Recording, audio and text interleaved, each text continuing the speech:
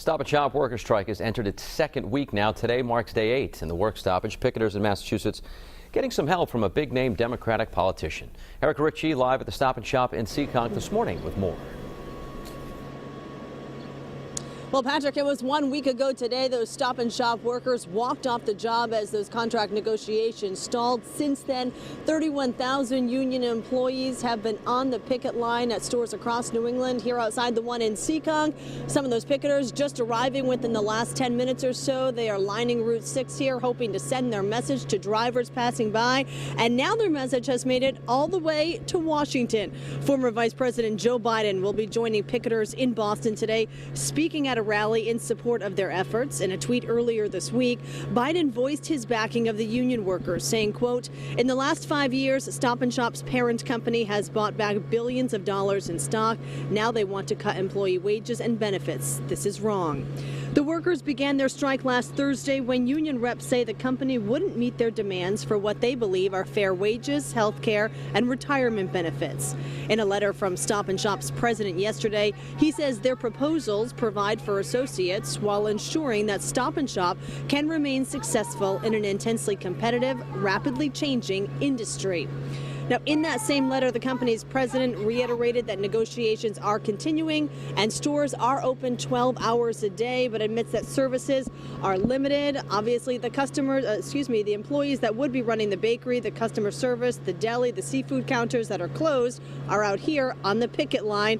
And the gas stations, by the way, are also closed. So if you are planning to stop at a Stop and Shop gas station to fill up on your way to work this morning, that's not going to be an option for you.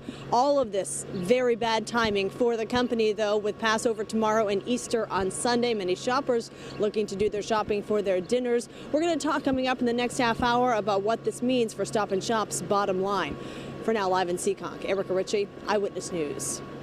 All right, thanks, Melissa. Today marks day 8 of the Stop and Shop workers strike. Workers walked off the job last week demanding better benefits, expressing concern about being replaced by automated systems. Now we're learning the timing of this strike could cost Stop and Shop millions. Erica Ritchie live in Seekonk with more. Well, Patrick, good morning. Those workers just arriving here outside of the Stop and Shop in Seekonk within the half hour. They are lining Route 6 over here with their signs, the weather not deterring them. But of course, as you mentioned, this is a tough time for them to have walked off the job with Passover tomorrow and Easter on Sunday. Experts estimating that the company will take a $20 million hit just in this first week of having workers on strike. The picket line forming outside of the 240 New England Stop and Shops last Thursday after the union claims it was getting nowhere at the bargaining table with the company. The two are at odds over things like health care, benefits, retirement, and wages. The company maintains its proposal provides for its employees while keeping itself competitive. The 31,000 union workers, however, claim the offer does not treat them fairly. And so, in what one analyst is calling a strategic move, the employees walked out. They chose the very popular shopping week of Easter. And I don't think the company was quite prepared or ready for that eventuality because it puts them in a corner that's not easily to climb out of. And so as we come back live, once again, you can see those workers, about a half dozen or so, on the picket line. And with them out here, that means there's no one inside the stores to run things like the deli, the seafood, the bakery counters. So the company says all of those are closed at this time.